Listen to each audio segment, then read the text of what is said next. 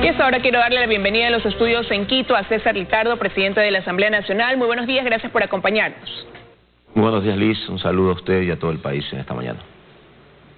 Bueno, ingeniero, inevitable empezar esta entrevista preguntándole sobre aquello que ha arrojado como resultado una encuesta realizada por Cedatos y cuyo resultado se dio a conocer pues en días pasados, donde se decía que la aprobación de la Asamblea había bajado del 43 al 3% y la credibilidad de los asambleístas del 29 al 2%. ¿Qué opinión le merecen estos resultados y a qué cree usted que se atribuye ese deterioro de la imagen del legislativo?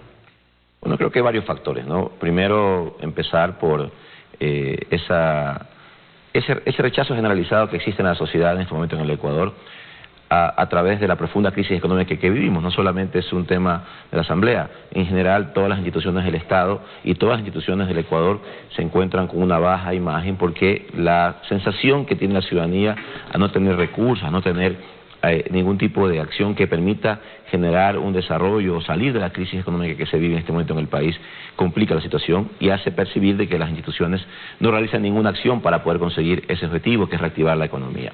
Esto sumado seguramente también a el hecho que han existido varios temas de corrupción ligados con algunos asambleístas que se están ya tramitando tanto en la justicia como al interior de la Asamblea Nacional.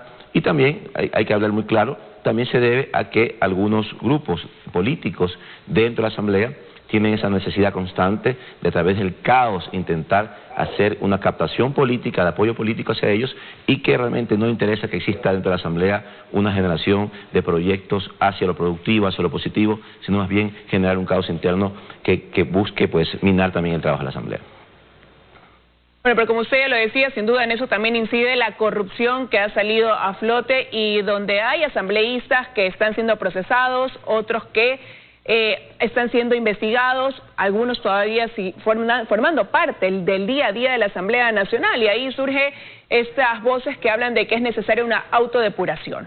¿Cuál es su criterio en torno a eso? ¿Cree que esa es la vía que se debe optar ahora en este momento, cuando quedan menos de un año para que concluya el periodo de esta Asamblea? Yo he sido muy respetuoso del debido proceso, he sido muy respetuoso de lo que establece la ley y la Constitución, de la presunción de inocencia, que es pilar fundamental del Estado de Derecho en cualquier democracia.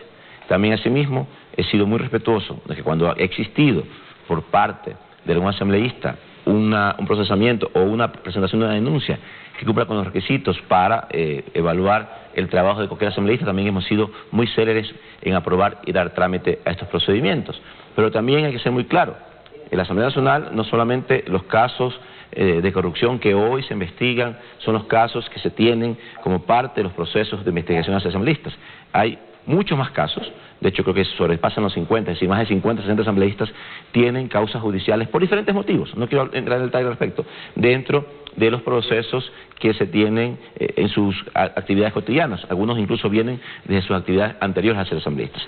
En ese sentido, he sido muy respetuoso del debido proceso. Si están judicializados, hay que esperar que la justicia determine responsabilidades, verifique si esas responsabilidades tienen algún tipo de sanción y de ahí pues tomar decisiones. Pero me parece que sí, en ese marco también ha existido dentro de este problema que hay en el marco de la corrupción del país, varios asambleístas involucrados, y hay que esperar que los procesos, tanto dentro de la Asamblea como en la justicia ordinaria, se cumplan y de ahí tomar las decisiones correspondientes. Pero no cabría tomar decisiones como la que se estaría planteando en el caso, por ejemplo, de la Comisión de Fiscalización, reconformar la misma debido a que Eliseo Azuero se desconoce su paradero, ¿no? Investigado por el tema del Hospital de Pedernales. Daniel Mendoza igual, Karina Arteaga también, ella estaba por un tema incluso vinculada con el cobro de diezmos. ¿Cabe ahí esa opción de reconformar esa comisión tan importante dentro de la Asamblea Nacional? Bueno, basado en ese criterio lista, tendríamos que reconformar casi todas las comisiones de la Asamblea Nacional. Insisto, hay aproximadamente 60 asambleístas que tienen procesos judiciales.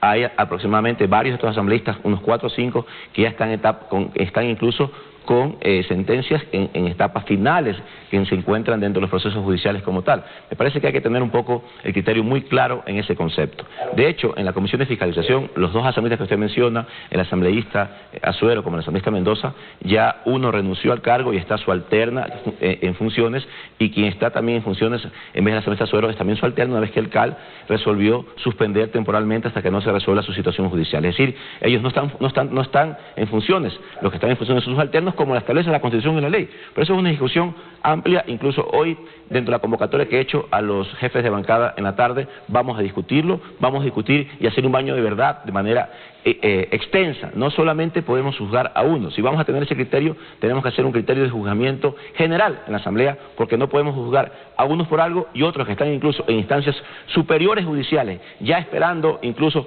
sentencias finales. Hemos sido muy respetuosos del debido proceso y de que esto se resuelva en la justicia para que luego la Asamblea tome decisiones al interno. Pero ¿cómo entender? El ecuatoriano lo que se pregunta es cómo es posible que la mitad de la Asamblea, usted acaba de decir, alrededor de 60 asambleístas vinculados con procesos o con presuntos actos de corrupción en estos casos. ¿Cómo entender entonces que sean ellos quienes están conformando parte del legislativo y de quienes dependen las leyes que rigen al país? Bueno, también asimismo la ley y la Constitución establece, estimada Liz, de que existe un derecho a la presunción de inocencia y al debido proceso hasta que no se terminen los eventos. No podemos tampoco adelantar criterios solo por presunciones como tal, como se ha venido haciendo. Hay que esperar que la justicia haga su trabajo, hay que esperar que la justicia determine responsabilidades, y eso es en cualquier ambiente de derecho, en cualquier situación, en cualquier parte del mundo. Adicional a esto también decir frontalmente de que asimismo, si es que existe dentro de la Asamblea algún asambleísta, como ha sido en tiempos anteriores, que presenta una denuncia contra otro asambleísta porque presume que tiene las pruebas suficientes para hacer una institución, nosotros hemos dado la celeridad para que esto se dé y se enrumbe en el marco que establece la ley. Pero por lo tanto, lo primero y lo macro en estas situaciones es que tenemos que respetar el Estado de Derecho y la presunción de inocencia. Eso es fundamental en cualquier Estado de Derecho como tal, y ahí en ese marco hay que esperar que estas causas se resuelvan y luego ver qué sucede en el marco legal. Tampoco podemos decir que todos son inocentes o culpables. La justicia es quien tiene que hacer su trabajo, y en ese sentido he sido yo siempre muy respetuoso de esos procesos. Ahora, ingeniero, pero ¿cómo afecta todo esto a la gobernabilidad que se había acordado dentro de su periodo en la Asamblea una vez que el BAD y Creo separados, Alianza País dividido? Bueno, afecta no solamente los temas de corrupción, como hemos mencionado, afecta a muchos factores. Ya estamos a puertas de un proceso político.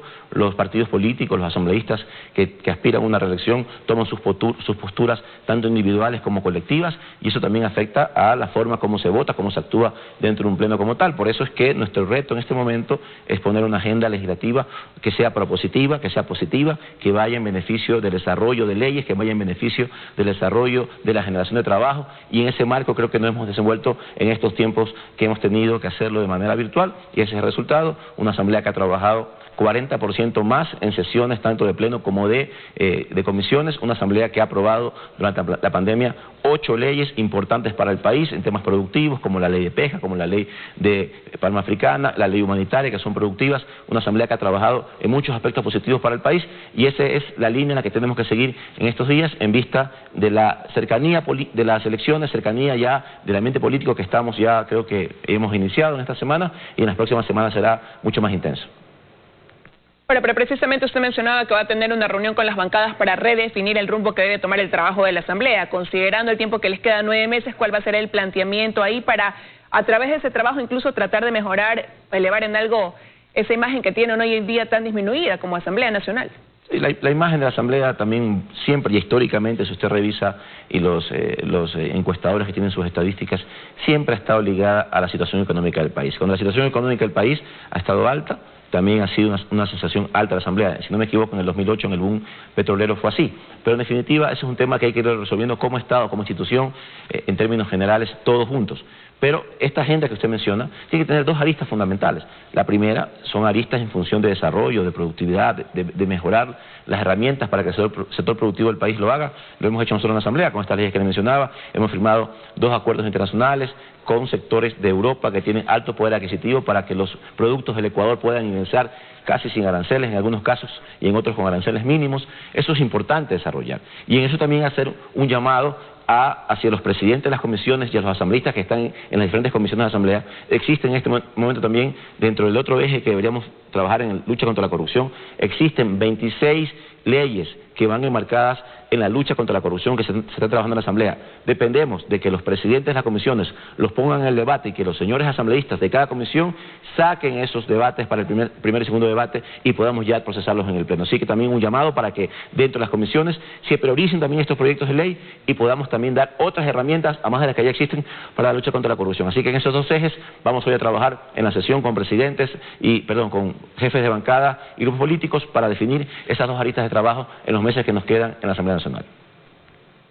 Ahora, sin duda habrán temas que prosperen y otros que queden estancados y que le corresponderá a la siguiente asamblea venir y darle trámite, tratar de que prosperen. Y ahí le pregunto cómo ve usted el panorama, considerando que lo que se ve hoy, que es bastante anticipado, ¿no?, a lo que pueda darse ya más adelante, es que habría una asamblea totalmente fragmentada, dividida, debido a la cantidad de movimientos y partidos que apuntarán con un candidato por la presidencia de la República.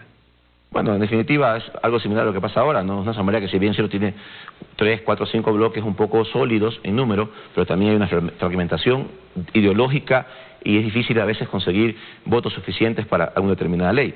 Pero en definitiva ese es el reto que tenemos, esa es la democracia que tenemos y hacia allá tenemos que enrumbarnos. Por eso es importante que el ciudadano que ejerce su derecho al voto lo haga de manera responsable, lo haga de manera verificando quién es el candidato que está postulando para un determinado cargo político. Yo pienso que también es una responsabilidad del próximo presidente del Ejecutivo de generar los acuerdos que permitan que el país salga adelante.